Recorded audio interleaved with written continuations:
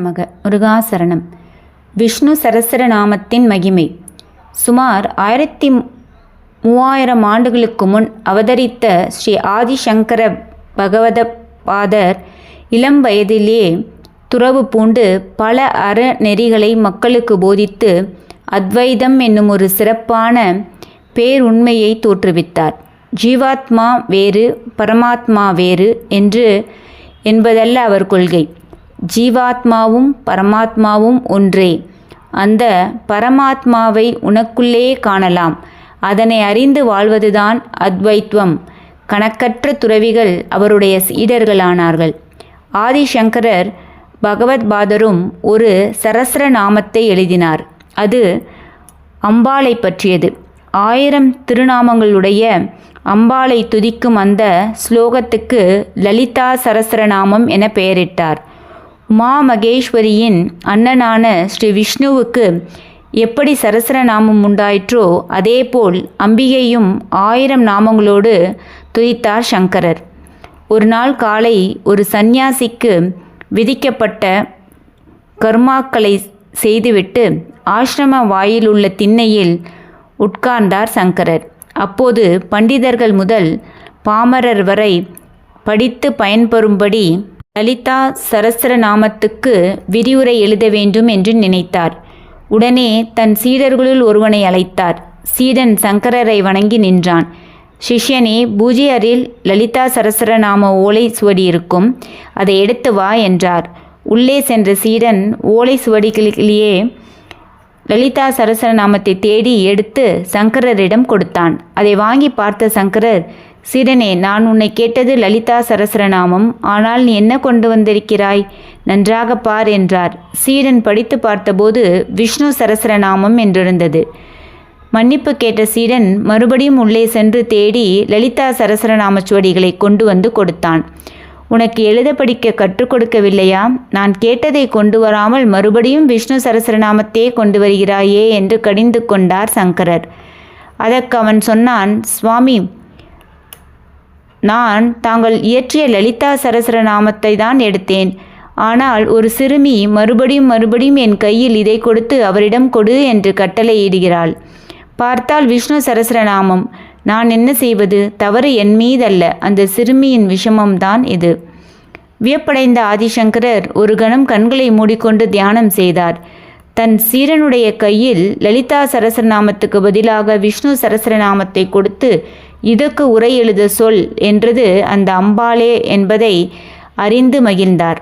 அம்பாள் தன்னுடைய சீடனுக்கு காட்சியளித்ததை கண்டு மகிழ்ந்தாலும் தனக்கு அவள் தரிசனம் தரவில்லையே என்று வருந்தினார்.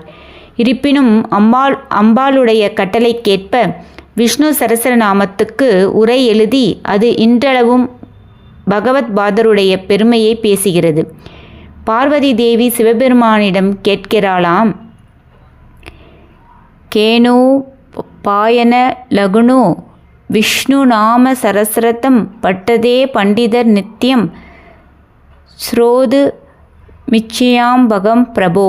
அதாவது, விஷ்ணுவின் 1000 பெயர்களை நினைவில் வைத்துக்கொண்டு வழிபட பண்டிதர்களாலும் படித்தவர்களாலும் மட்டுமே முடியும்.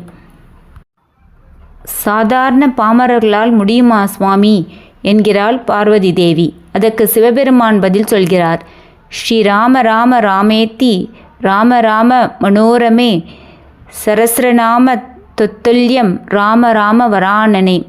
படிக்காத பாமரர்கள் ஸ்ரீ ராம ராம ராம என்று சொன்னாலே போதும், சரஸ்ரநாம பாராயணம் செய்த புண்ணியம் கிடைக்கும் என்றாராம் சிவபெருமான்.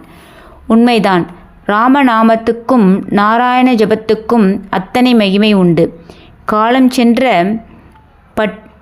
பாட்டனார் தமிழ், சமஸ்கிருதம், ஆங்கிலம், கன்னடம் என்று 4 மொழிகளில் புலமை பெற்றவர். தினமும் இரவு படுக்க போகும்போது சில கதைகளை பேரப்பிள்ளைகளுக்கு சொல்லுவார்.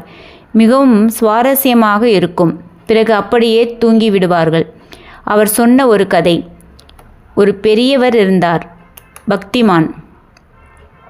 அவருக்கு ஒரு பிள்ளை பிறந்தான். அவன் பின்னாளில் நாத்திகனாக இருந்தான். அவனுக்கு திருமணமானவுடன் ஒரு குழந்தை பிறந்ததாம். குழந்தைக்கு தாத்தாவானவர் நாராயணன் என்று பெயரிட்டார். குழந்தையின் தந்தையான நாத்திகனுக்கோ அந்த பெயர் பிடிக்கவில்லை.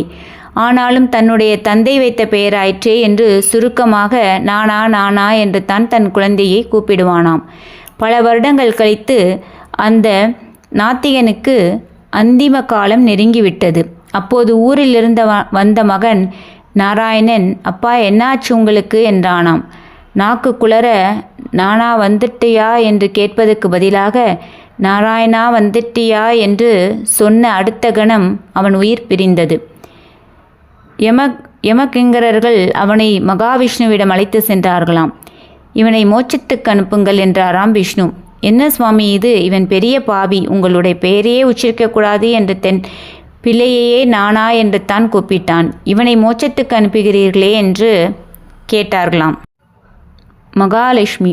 அதற்கு விஷ்ணு கடைசியில் உயிர் பிரியும் முன்னர் நாராயணா என்று ஒரு முறை என் பெயரை சொல்லிவிட்டான், அதனாலேயே மோட்சம் என்றாராம்.